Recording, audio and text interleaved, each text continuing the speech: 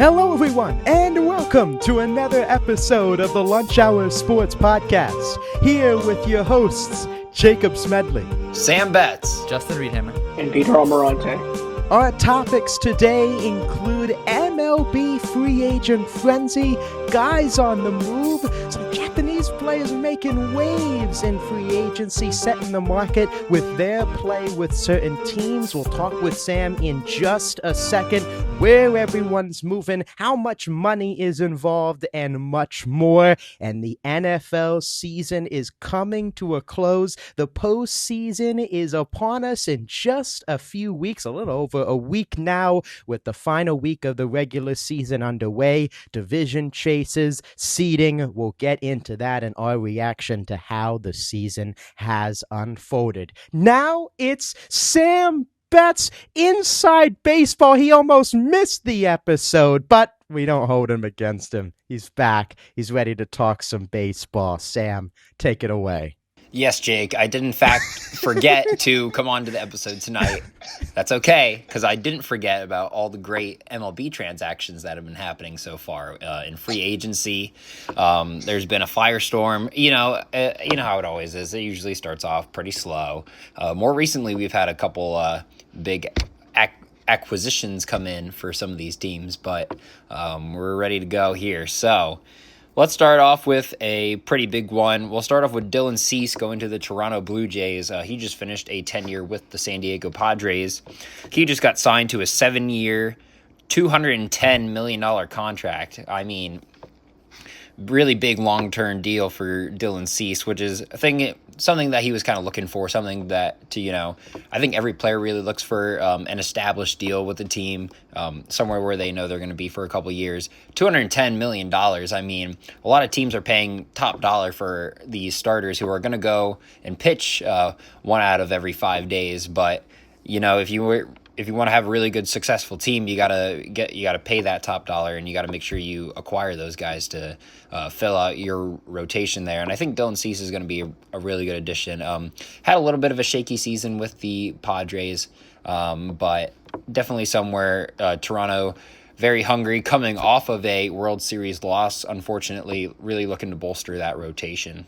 Yeah, I think this is a very, very interesting signing. I mean, you look at the Blue Jays defending AL champions, Trey Savage really bursting onto the scene throughout that playoff run. Kevin Gausman, they have some other veterans, Jose Barrios, in play there. So I'm very interested to see how it works out. Cease has really struggled with getting deep into games. The home run ball really increased for him this past year. So I'm wondering if that Blue Jays pitching lab saw something. He's had a good fastball, had some good breaking stuff, but is there something that they can tweak to get the most out of Dylan Cease? You're giving him all that money in those years. I have to believe that they saw something in there that they can tweak to help him out. But I mean, anytime you can add depth like that, I mean, with Trey Savage, like I said, Gausman, who still pitches like a 1, 2, 3 at worst in this league. So, in that tough division, you gotta bolster pitching. So I think it's a great signing on both sides. Yeah, Jake, I think just having like Barrios, Gausman, and now Cease, I think those are 3 guys who you can put out there on the mound and will give you a fighting chance. Kind of like I said, Cease has kind of struggled, but we've seen Dylan Cease in action and at his best. Not even recently too. In the past 2 to 3 years, we've seen him in some really good action. But I think when you put those 3 names together, it gives you a solid chance at winning a lot of games this year. So overall, I guess we're just gonna have to see in the long term. I think right now, it's going to be kind of a risky deal for Toronto. Is this guy going to pitch for you for 7 years? Are you going to get him in his prime in that maybe year 3, year 4 of that deal? Who knows? But I think right now, the Blue Jays kind of want to just lock up someone and get them for that rotation. Kind of moving on here, if we look, we're going to go to some relievers now, still staying on the pitching side. Ryan Heasley signing a 2-year deal with the Baltimore Orioles. Does have an opt-out option after the first season as well. He's making $28 million. I think that's kind of really typical for a reliever. As well, I think kind of get in that like 10 plus range for someone who's been an all-star, someone who's kind of been in that closer role. I think that's a pretty typical deal. Also, really nice that he kind of gets that 2-year deal if he does end up staying with the Baltimore Orioles. Usually when you see guys like with these relievers, you only usually see a 1-year deal, maybe even like a 2-year deal if that guy's pretty good. So this is a pretty standard deal. Obviously, you're getting a guy who's going to throw 99 to 100, and he's going to be the back end of your bullpen. But pretty solid deal overall for the Orioles here. Yeah, I really like this deal for the Orioles and Ryan Helsley as well, especially after the end of last season. He gets traded from the Cardinals to the Mets. The Mets kind of bring him in this kind of high leverage reliever role to kind of supplement Edwin Diaz, and it just nothing short of a disaster for him in terms of a high ERA. The fastball just didn't have any carry. The secondaries really hung in the zone a lot. So now he goes to Baltimore. He's really going to be their closer. Felix Bautista is going to be out, I believe, for most, if not all, the year, still recovering from Tommy John. So this is an opportunity, not lower leverage stakes, especially with another free agent we'll get to in just a second that signed with the Orioles. But I mean, an opportunity here where he can reestablish his value as the closer of this Baltimore bullpen that really, underperformed expectations last year as a whole team, but especially their pitching staff. So this is an opportunity to build value. So I like it on both sides. Bounce back, and Helsley going to an opportunity that I think he can benefit from the most. Since he was most recently on the Mets went and made another deal of their own, signing Devin Williams, another top performing reliever. They signed him to a 3-year deal at about worth $50 million per year.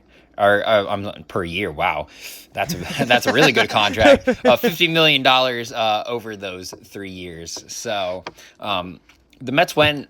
They tried kind of Ryan out. Didn't really work out for them. He was kind of like one of those trade line deals, like kind of see how that works. It didn't work out for them, so they went and got their guy in Devin Williams, he's kind of also former Rookie of the Year, COVID Rookie of the Year guy. Had performed pretty well, but also like we've seen kind of with the Yankees here, his most recent team also had some struggles as well.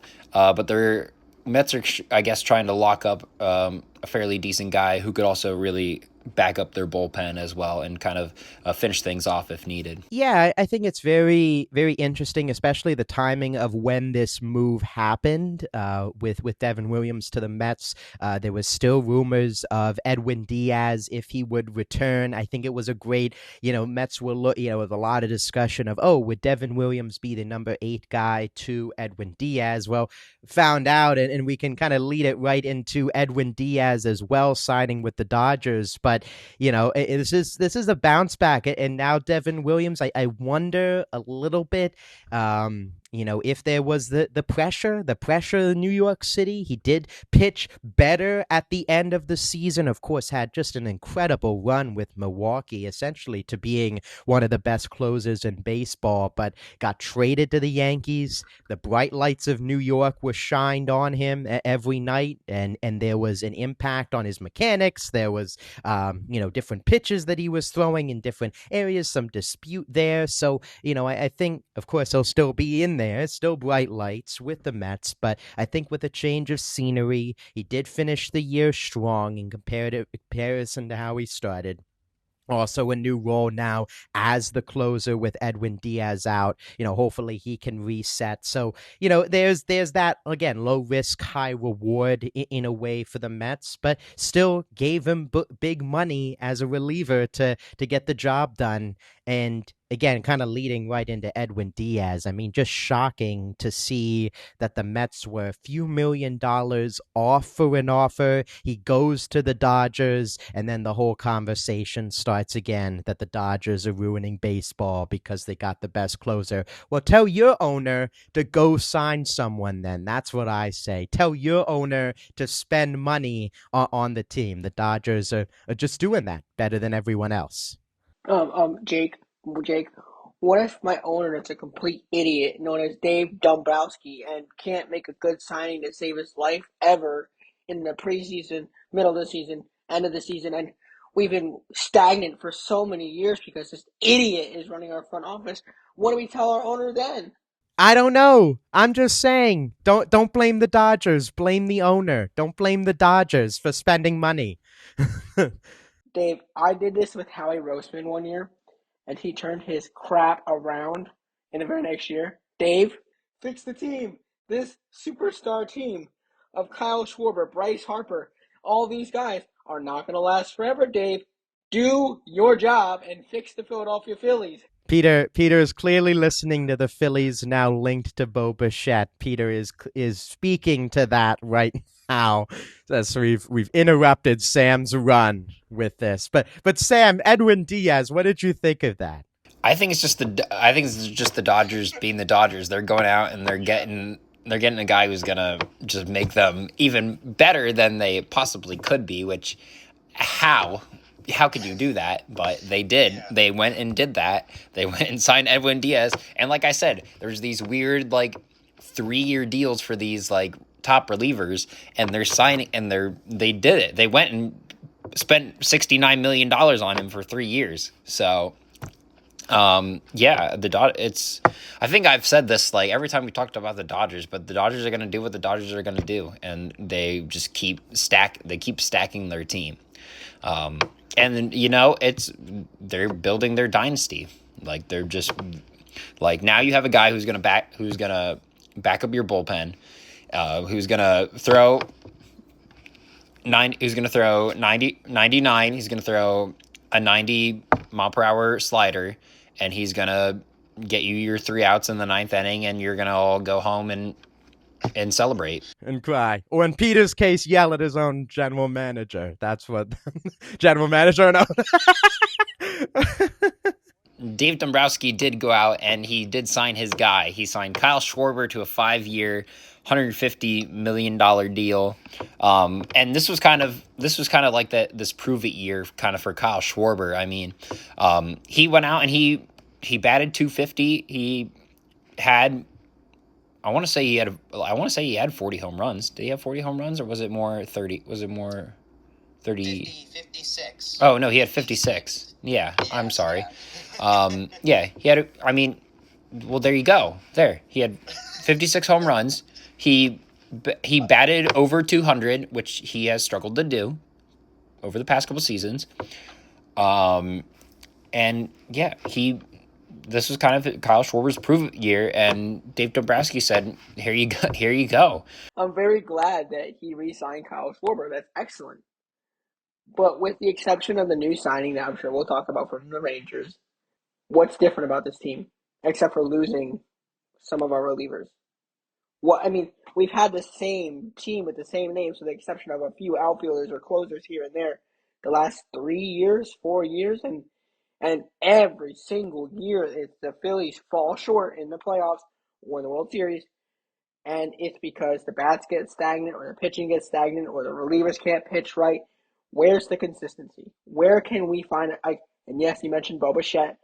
However, I have some questions about that. I would really like to see a guy like Bregman maybe go to Philly, but I'm trying to rationalize, and I'm trying to figure out that little missing link, that little missing plug called consistency through the dormant parts of the season, through the beginning of the postseason where it matters the most, where this Phillies team constantly finds themselves battling from behind, and re-signing Schwarber is great. I love Kyle Schwarber. He's an excellent bat.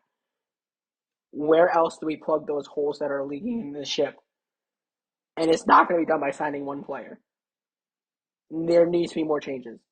There needs to be more reliable relievers. There needs to be more reliable second-day guys, or on the outfield and in the infield even, that we're not relying so heavily on guys playing 3-4 days straight.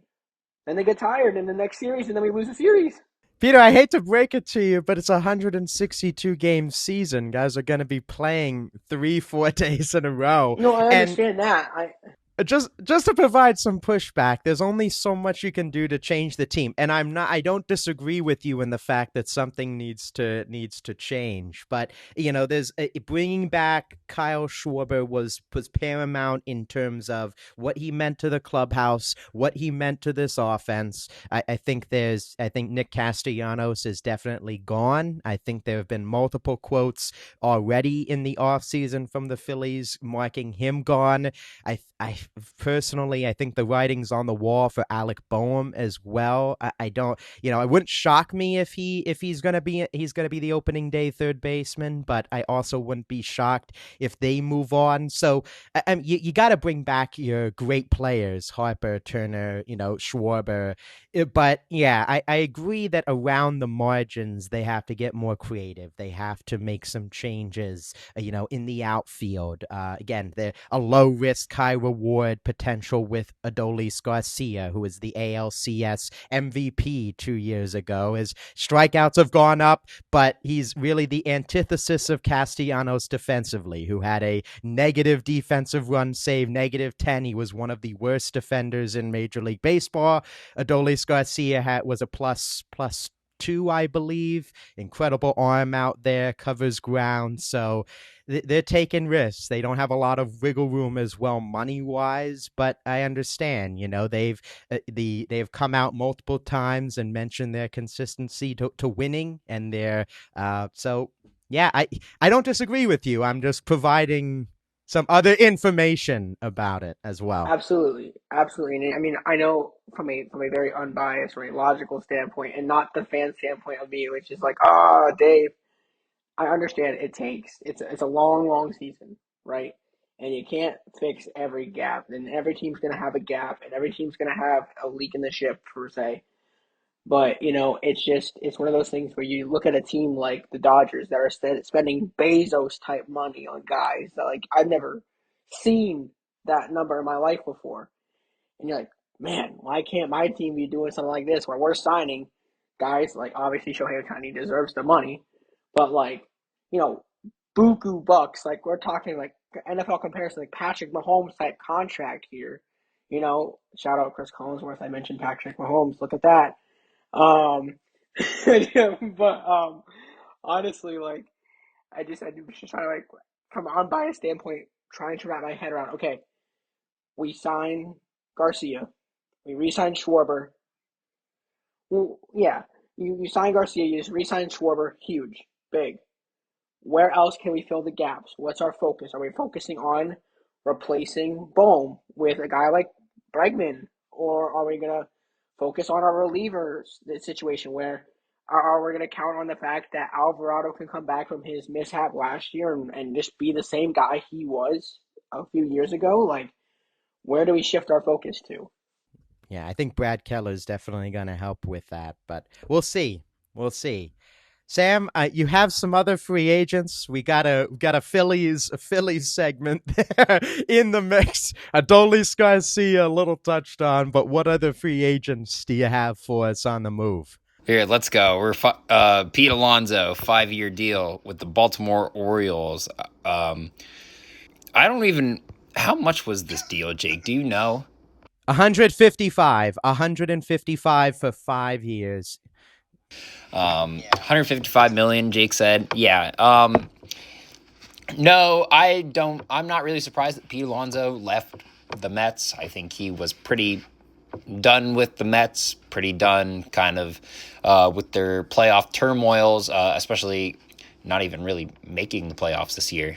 But the Orioles went out and they got really good first baseman. I think this might be like Chris Davis, like 53 home run season, like type level for the Orioles. I think they got a guy who's going to really enhance this lineup. I think he's going to be a really good power bat in that 3-4 spot. Just give some life to this lineup that has struggled last season. Obviously, young, developing, a lot of really good all-star type players like Adley Rutschman, Gunnar Henderson. really think that this is going to bolster their team and it's going to really benefit them. And we might even see the Baltimore Orioles in the playoffs this 2026 season. I think this is a really good move for them. Yeah, some PTSD there, Sam, with Chris Davis. I mean, what a peak and what a descent. Going from 53 home runs to, I believe, 5 the next season. So, yeah, but hopefully that doesn't happen. I think hopefully 53 home run season continues over all 5 of those years of that contract. Oh yeah, of course, and I think it's like you said, the writing I believe was on the wall. He mentioned in the press conference after their final game. Oh yeah, it was great being a Met. Oh, there was some reading in between the lines that he was going to look elsewhere, and just hearing his comments too about how the Orioles approached him and how those meetings were like. Very interested to see how that goes, and yeah, like you mentioned. This was a team that got the expectations after 2 years ago, making it to the playoffs, winning the division, these young kids playing at such a high level, and, really disappointed, I think is a great way to put it last year with these, young kids with Gunnar Henderson, Jackson Holiday coming up, Adley Rutschman really taking a step back, I think was very surprising. But Alonso, Samuel Basallo, one of the top prospects in baseball. The question is, where are they all going to play? Because Basallo's a catcher, DH, Rutschman catcher, Alonso at first, Ryan Mountcastle, who has had great spurts. Where is he going to fit into the mix? So that's a question they're going to have to figure out. But when you get one of the best power hitters in baseball in the middle of your lineup, I think, you figure out the problems later, see where they go. Maybe they already traded for Shane Baz, but, maybe another pitcher down the line, if they can flip these position players that are in excess for one of those players, something to look at. But for Alonso standalone, it's great, and it's great for Baltimore, especially needed in that incredible division that they're in. Yeah, I think Pete Alonso, for him on this team, it's kind of a definition of get your guy, figure out who's going to play later. Sometimes it's better to have too many people out of position, especially when you have a guy like Pete Alonso. And if everyone else wants to stay on that team, they're going to figure out either how to A, play another position, or B, hit the ball. So, yeah. I mean, that's sometimes with the baseball business, that's what it comes down to. Oh, let me see. I'm going to do a few more, and then I'm going to let Justin do his thing. Why don't we just kind of talk about some of these Japanese signings? Really big Japanese market right now for the MLB from really big, not even necessarily, I don't even want to say just like Japanese, but like overseas market as well. Not only from players coming from like Japan, Korea, stuff like that, but former MLB players who went and played overseas and then were getting signed as well. Not going to necessarily talk a lot about them, but just really big overseas market and really big overseas free agent signings, really since like Eric Thames for the Brewers. So we'll say that, but let's go on to our first one. Japanese player Munetaka Murakami, 2-year deal for the White Sox, $34 million deal. He is a third baseman, and I mean, this is probably a pretty good deal for the White Sox because their team is horrendous. Believe only winning about 47 to 48 games the past season. Not even really over the past couple seasons, they've been more of like a 40 to 50 win team. That's probably a better way of explaining it. But have been some of the worst teams in baseball over the past couple years. Really just kind of need something to kind of bolster their roster. They believe that this is a guy who has played on the World Baseball Classic Japanese team with Shohei Ohtani, Yoshinobu Yamamoto, and has been a part of a lot of winning teams with that WBC team. So think it's going to be, I really think any improvement is good improvement for this White Sox team, but definitely going out and getting a top foreign free agent, how it really helps them out. Yeah, Sam, I think you're being a little harsh on the White Sox. I know that was 2 years ago. They set the record for, the wins and losses. Last year was a little bit better. They were still bad, but yes, you are correct. This team needs reinforcements. Shane Smith last year, All-Star starter. Colson Montgomery coming up. Kyle Teal, Chase Mydroff, players that they got in the Garrett Crochet trade. They're starting to, make their imprint on the bigs. They're getting guys more experience at the big league level. So yeah, I think it really was flown under the radar. Everyone was like, why the White Sox? I think there was a lot of market lost for him. There's a whole, rumor, if you will. I think the best way to describe it, that he couldn't hit high velocity, again, because there is the adjustment from the MPB coming over to the States, and seen a few, players kind of deal with that and deal with that criticism. So that's why I think the market dropped for him a little bit, and why teams were skeptical. But great on the White Sox. Again, this is opportunity for him to build his value in these 2 years in the Chi-Town, but also for the White Sox. Again, this is a guy that can and make a staple. They need some more power in that lineup. Can play third, can play first base, can DH as well.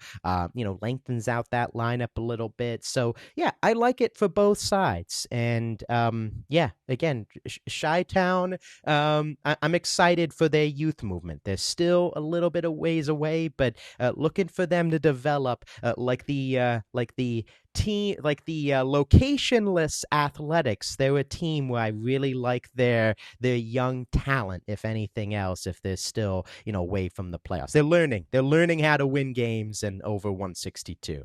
Yeah, Jake, I mean, and that's going to be the biggest thing for the White Sox. Are they going to be able to win games? Are those prospects that they've acquired over these past really big trades going to be able to develop? Are they going to be able to be stars, and or even at least serviceable? That's the biggest thing too. Are they going to be serviceable? But I think this kind of, like you said, I think this kind of bolsters that roster a little bit and kind of gives them a little faint glimmer of hope for the future here. We have two more Japanese signings. Tatsuya Imai. Yeah, Tatsuya Imai, 3-year deal for the Astros. I believe that this is about $63 million. This actually includes an opt-out after every year, which is kind of interesting that you're going to sign a guy for a 3-year deal, but you're going to give him the option to opt out. A little bit odd, but I think this is kind of just something where if it doesn't really work out for him, or if it doesn't really work out for the Astros, he has the option to discontinue the deal. But it's the second highest AAV ever given to a Japanese-born pitcher, too, which is, again, why you're going to do that, but then give him an opt-out after every year. Something just to kind of help bolster the Houston Astros. They always seem to kind of be at least in playoff talks, whether they make the playoffs or not, is always kind of up for debate. But again, kind of a guy who you're going to sign to a long-term deal, just kind of maybe trying to bolster that pitching lineup there. Yeah, I really like this signing. There were a handful of teams in on him. The Phillies were one that was rumored. The Dodgers, the Yankees were one of these teams. I know he famously was saying he wants to beat the Dodgers. And I really like this signing for the Astros for Amai. Go check out, again, plug for Just Baseball. Did an excellent breakdown on one of the hosts just did an excellent breakdown of his pitches and what he brings to the table to Major League Baseball with his fastball, with his splitter, with his command. So definitely check that out. But I think for Amai and the Astros, again, Framber Valdez is still out on the free agent market. There's the questions with him. I think this is an opportunity to go to Houston that has had a track record of getting the most out of pitchers, with Justin Verlander, with Framber Valdez, with Christian Javier before. So very intrigued of what they can help him with, because there is going to be an adjustment period. as a lot, again, of these pitchers and hitters, both of them have 2 Major League Baseball. We saw it with Roki Sasaki, Yoshinobu Yamamoto, as explosive as he, really was out of the gate. He did have his ups and downs, and now has seemed to really figure out the professional, game with baseball, or with Major League Baseball. So, very intrigued to see, how he navigates that, and what the Astros get. So I think it's great for him, for the Astros. That opt out is very interesting. So it kind of puts pressure on him a little bit to perform well, or he might not get a great market. So, but he's betting on himself, and I like it. Yeah, definitely, Jake. And last one here we'll talk about. This actually just happened recently, within the past 8 hours. Kazuma Okamoto, Japanese third baseman, signing with the World Series semifinal, or with the World Series runner-up, the Blue Jays here, getting $60 million. I think just adding another bat to the lineup right now, especially with the uncertainty with Bo Bichette right now, kind of coming in. Just think that Blue Jays, again, trying to get back to the World Series, trying to bolster that roster again. I think this is something that's going to help them out a little bit there. Yeah, and this is, I like this signing as well. Much more of a contact hitter, but still hitting over 30 bombs the past 5-6 seasons. I saw in the MPB, consistently over 30 home runs, over a 300 average. So again, interested to see how he adjusts. Very tough division in the AL East. He's probably going to be slotted down in that lineup, a very deep Blue Jays lineup, but I think he fits what they're trying to build. And looking at the Blue Jays at a whole, going back to our conversation with Peter, kind of to wrap up, their ownership is going all in. They were a game away from the World Series out. They were 2 outs away from the World Series victory, and they're not settling. There's still rumored to bring Bo Bichette back. Kyle Tucker there. They brought in Tyler Rogers. Akamoto bringing in for the corner. Cody Ponce. We talked about they brought in Dylan Cease. So they're not holding back. They're going in. They're spending the money, and for Akamoto specifically, very intrigued, with him. Third base, first base, similar to Murakami, but I think he's more of a polished hitter from what I've heard from others who have a bit more, information on him. So, yeah, great for the Blue Jays, great for him as well. I think, really, really intrigued to see how these pan out. Yeah, Jake, I think just kind of wrapping up here overall, definitely a lot more trades, a lot more signings going on. Like I said, a lot of more former MLB players who were overseas getting signed. We talked about a couple. Tyler Austin's another one I would have loved to have mentioned. But I think overall, the offseason, it's going to continue. We're just a little bit away from spring training here, just a couple more weeks until that gets started. You never know what's going to happen. There could be another fire sale. There could be another little blip for some big names to be signed and traded. So just stick around, and I guess we're going to see what other magic happens. Yeah, Kyle Tucker, Tarek Skubal, much more is on the way. We'll have it. We'll have our thoughts on those moves when they happen here on the Lunch Hour Sports Podcast. Thank you, Sam. Justin, the flags are back into his pocket. They were off the field. The laundry is off the field after Sam continued the segment. But now we have some breaking news starting our segment here. Justin, I'll pass it to you, but the number 1 seed in the NFC has just been clinched by a team from the NFC West. Take it away, Justin. Thank you, Jacob. I will say you kind of stole my thunder there. I was really setting something up. So, hey, who is it? Who is it? Who is it, Justin? Who is it? I didn't say who. The Seattle Seahawks have just won the NFC. A big congratulations to them, and that just perfectly takes me right into what I was about to talk about. Let's talk about the NFL playoffs as they're coming up here, as you mentioned in the opener, in this upcoming week. As we just mentioned, the Seattle Seahawks just took the number 1 seed, defeating the San Francisco 49ers 13-3. A little concern for the 49ers, actually, as Brock Purdy was a little bit slow to get up in the last play. Seems like he might have had his hand hit on that play. Had some blood they were showing on the broadcast. So hopefully he's fine and ready for next week. But Sam Darnold and the Seahawks, they don't have to worry about next week. They are officially on a bye. Surprisingly, at this moment, the number 2 seed, nobody would have called this at the start of the season, the Chicago Bears, sitting at the 2. What a story. What a story. For one, I'm all for it. I love to see the Bears back in action. And I'm very happy that they're currently over number 3 seed, the Philadelphia Eagles. The 4th seed, though, the 4th seed's a little more complicated. See, that one is yet to be decided. Tampa Bay resides there at the moment. Carolina currently sitting all the way back in the 10th spot, but they can move up. And I actually want to kind of take a moment to explain this because I was a bit confused about it. I talked about it with Peter earlier. It's a bit difficult, a bit challenging, but basically this game comes down to the regular season matchup finale against the Falcons and the Saints. Now here's how it works. If the Falcons win this game, then it is going to be the Panthers that are making it to the playoffs. But if the Saints win, it is going to be the Buccaneers. Now, that's like, why? Why does that make any sense? Well, here's how it works. Traditionally, the tiebreaker system starts with the head-to-head matchups.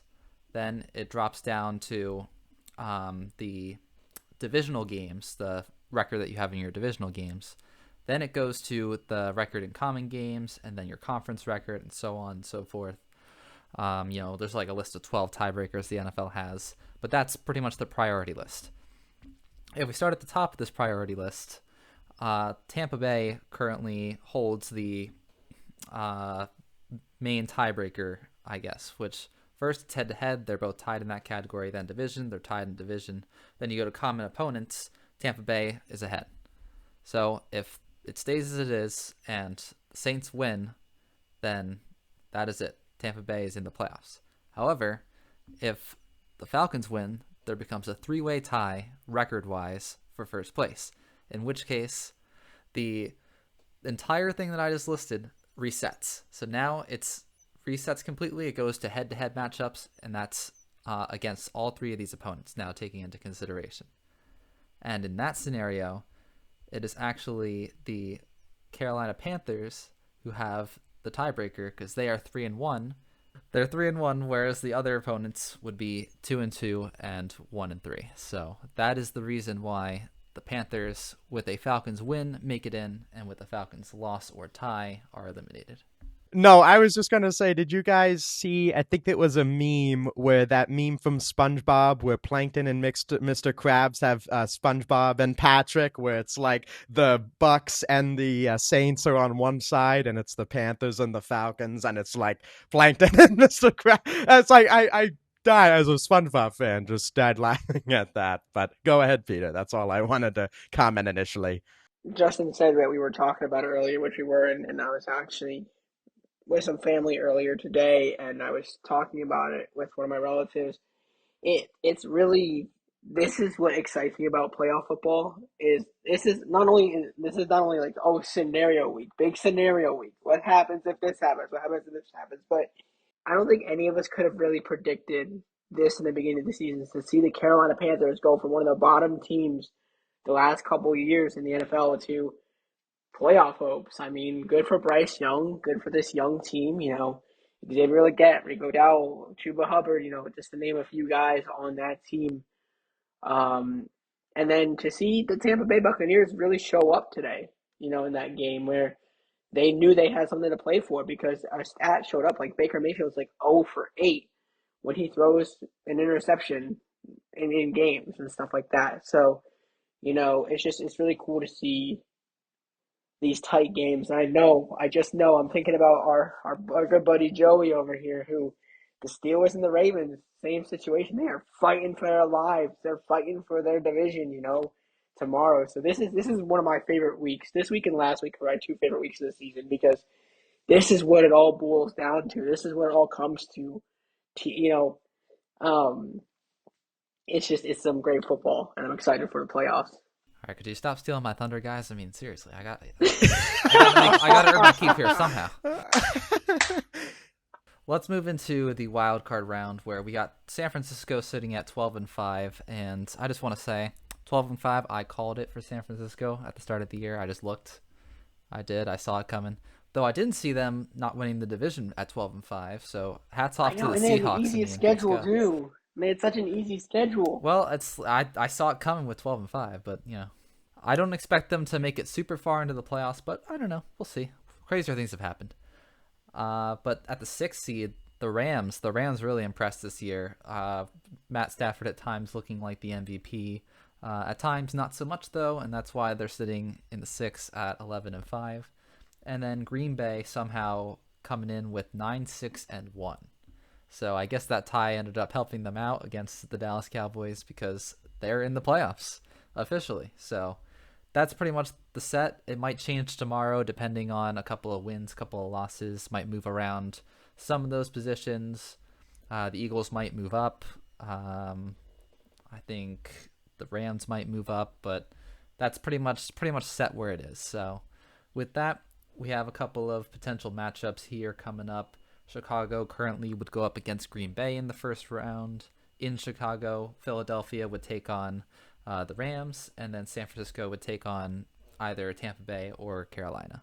Yeah, I think, again, get into those matchups in a second. Going to Peter's point about this being such a great week is, you can build that momentum, especially for teams that are lower seeds and playing in that wild card round. You catch fire in the final few weeks of the season. There isn't that, there is, but it's a normal game week. You have the prep, and that routine right into the wild card round could lead to an upset in that, and lead it on a run through the playoffs. So yeah, very interested to see how that unfolds. But yeah, you look at this NFC again. The Bears, Ben Johnson, just a revelation for them, and the mentality he's brought. Caleb Williams and that offense, I think one of the best, if not the best, rushing attack. I know they're up there with the Bills as one of the best in the league. That's kind of led them as well with their defense. The Seahawks as well. But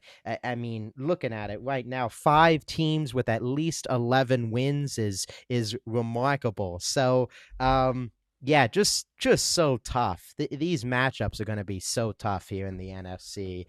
Very intrigued to see how they play out and how the rest of this seeding works out as well.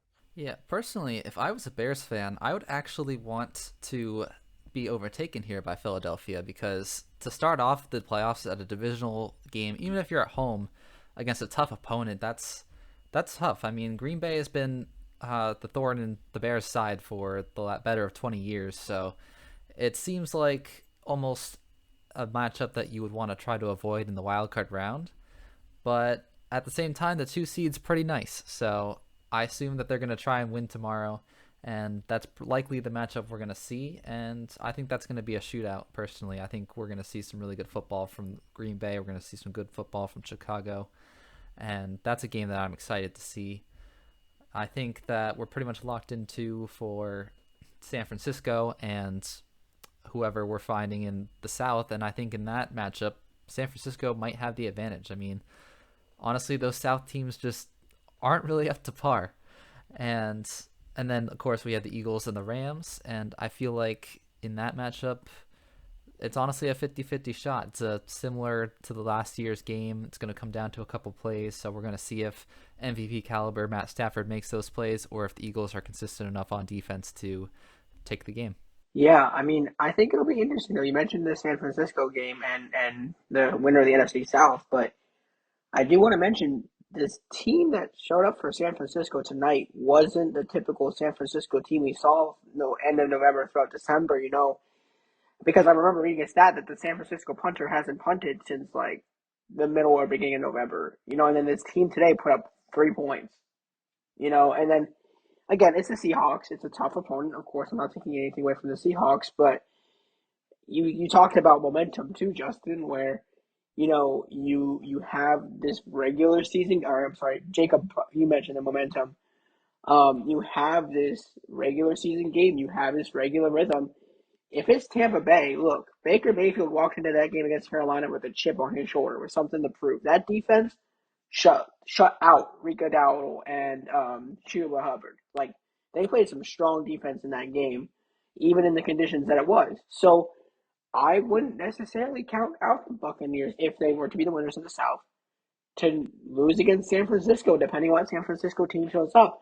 I also wouldn't doubt the Panthers against this kind of dormant San Francisco team because, Carolina's defense, it can play lights out defense. Bryce Young had a huge fourth down play in today's game that got them halfway across the field. I mean, yes, San Francisco roster wise looks nicer, looks better, and can play better football. I think it's just going to depend on what kind of San Francisco team shows up. Yeah, I agree. It's going to be very interesting, Peter, to see how that shakes out. And yeah, the NFC is very, very interesting. Very interesting. As again, we welcome Nate, who has joined us. Nate has joined us here through the podcast. Nate, would you like to share? You were sending messages about the takes. Would you like to share? I have not heard any.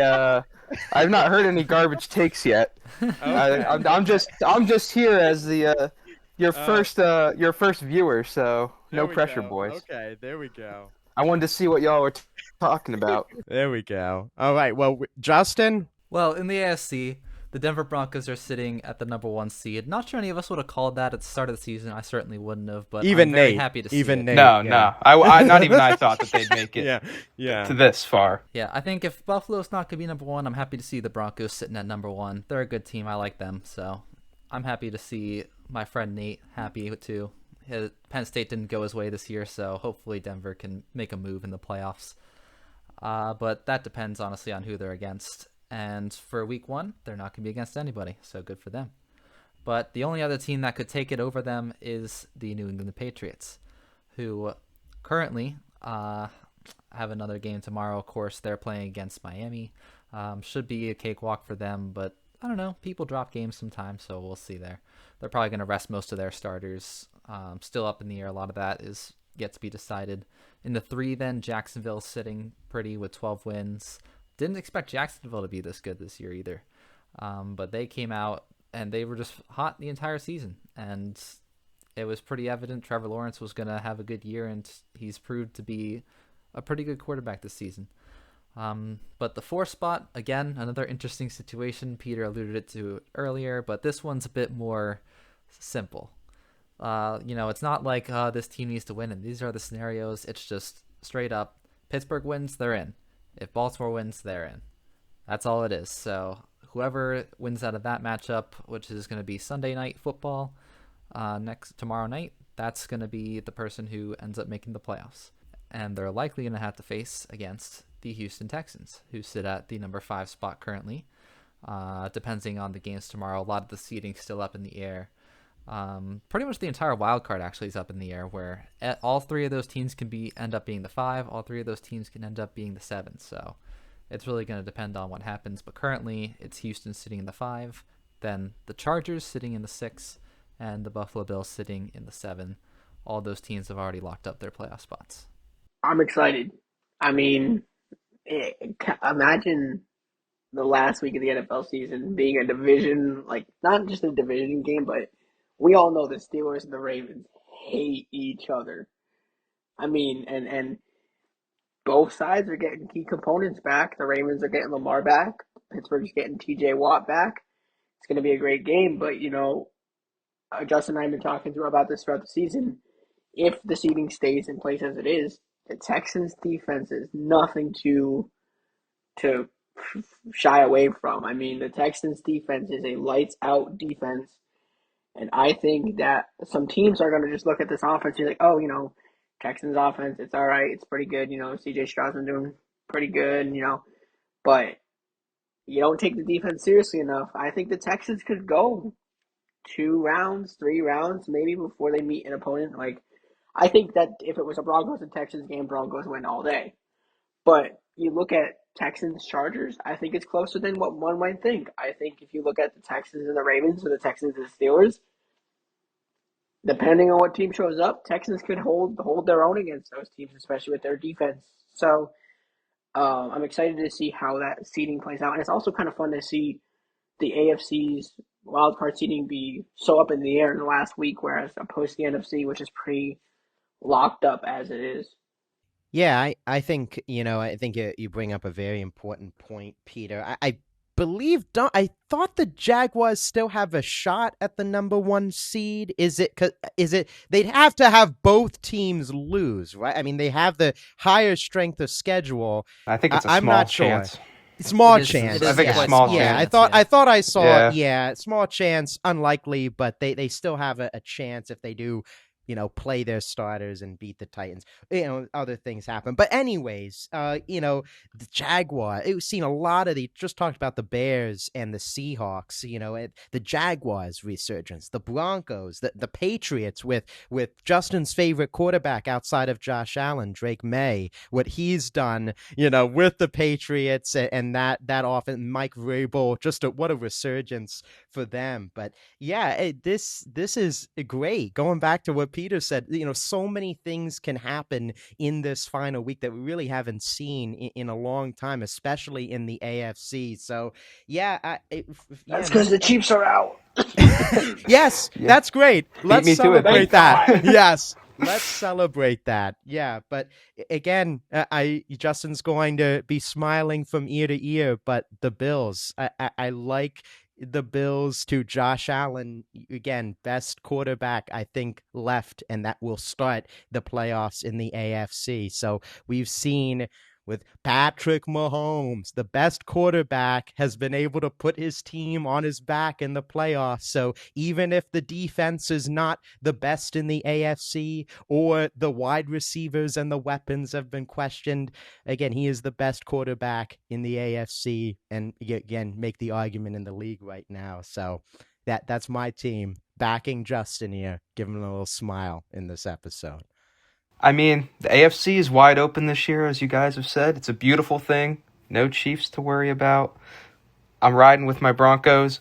But honestly, I think that just about any team in the picture right now could make a run realistically. I mean, both the Jaguars teams. and Texans. Most teams. I'd say most. I would not say Pittsburgh. I would. And I was gonna say I will rule out either team from whoever wins that division. Yeah, from the North, which is surprising because I think we all thought going into this year.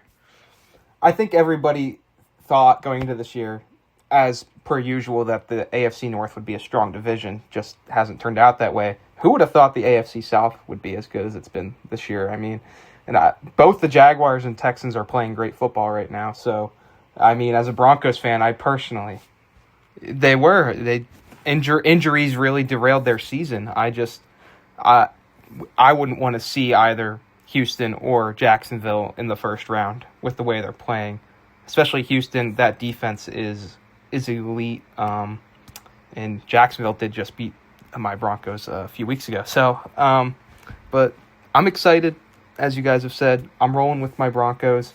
But, Justin, you're a Buffalo fan. You got to feel like it's got to be this year. There's no Patrick Mahomes or KC in your way. So, well, currently the seeding's a bit tough. It's going to move around probably a lot tomorrow. But at this moment, it stands that the Bills would play against New England in New England. The Chargers would play against Jacksonville in Jacksonville. And then Houston would play against either Pittsburgh or Baltimore in Pittsburgh or Baltimore. To which case, I think the Texans are going to win regardless who they're against. Their defense just elite. The other offenses in the North just are not competing on the same level this year. Jacksonville, I think, has the advantage over the Chargers, though I think that's a pretty even matchup, honestly. I don't know who's going to win that one. That'll be a must-watch game right there. That's a must-watch game. Really is must-watch TV. Last time they played in the playoffs, I believe it was the Chargers had a 4-score lead and lost it. Yeah, that meltdown. Yep. Oh, man. We'll see if something like that happens. That would be really interesting to see. And then, of course, we have the Bills and the Patriots, New England, a divisional game. Tough first game for both teams, I would say. Advantage Patriots, but I don't know. Like we saw it a couple weeks ago, the Bills weren't looking so hot in Foxborough. They calmed the seas, and they ended up coming back to win the game. So anything can happen at this point, especially since, as Jacob mentioned, Josh Allen is currently the best quarterback in the AFC. So hopefully he can muster up some magic and they can find a way to win in the playoffs. I was just going to say, going back to the Patriots, I think that's extra incentive to get the number 1 seed, like you were talking about with the Bears, with the Packers, Justin, that divisional matchup. The Bills have had their number even in head-to-head, even though the Patriots are the division champs. Josh Allen in that first round, in that 2-7, shivers me timbers, if you will, if I was a Patriots fan. So, I mean, I would, hope that they could get, if I was a Patriots fan, I'd hope for that number 1 seed to get that bye and be on the flip side of that bracket from your divisional opponent. I know Nate doesn't want to see that, but don't say that, Jake. From the Patriots' point of view, that's what I would want in that. I don't want to see the Bills in the first round of the playoffs. Yeah, no, I'm not saying. I'm saying from the Patriots. I'm glad that we instill division. fear in you guys, because the person that fears the Bills the most is me. I'm going to be honest. So I'm glad that you guys are at least afraid too. I'm more specifically, I'm afraid of Josh Allen. Yes, Josh Allen. That is the nice thing about having Josh Allen that I've noticed is that every time, every week comes up, I'm scrolling through the feeds, I see all the fans like, oh, we're facing against Josh Allen this year. We're afraid. There's always stuff about that, so it kind of warms my heart. I'm happy to have that.